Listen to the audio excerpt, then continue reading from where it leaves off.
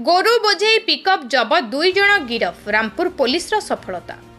सुबर्णपुर जिला डुंगुरीपाली ब्लॉक अधीन रामपुर पुलिस को आज गुरुत्वपूर्ण सफलता मिली। पेट्रोलिंग समय चंदली छक निकट में जांच करुवा बेले पुलिस गोटे गोरु बोझे पिकअप गाड़ी को अटकाई।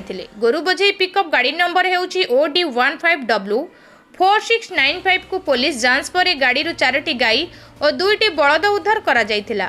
एहासह घटना संपर्क में 2 जन को गिरफ करा जायछि। गिरफ अभियुक्त माने हेले अरखित कुंभार बयस 37 बौद्ध जिला कंटामाल थाना अंतर्गत कुरुकुपा ग्राम, भुजपति महानंद बयस 21 सुबर्णपुर जिला तरबा थाना अंतर्गत सागिझरिया ग्राम। पुलिस 2 जन को आज प्राय 11:30 समय रे गिरफ करी कोर्ट चालाण करिथिबा सूचना मिली। एने रामपुर थाना रे केस नंबर 87 तारीख 2/4/2026 अनुजाई मामला रुजु होईछि। भारतीय दंड संहिता BNS धारा 303 200 पशु प्रति निष्ठुरता रोकिबा आईन 11(1)D अनुसार अभियोग लगा जाइछि। पुलिस ए घटनार तदंत जारी रखिथिबा रामपुर थाना अधिकारी सूचना दैछन्ति।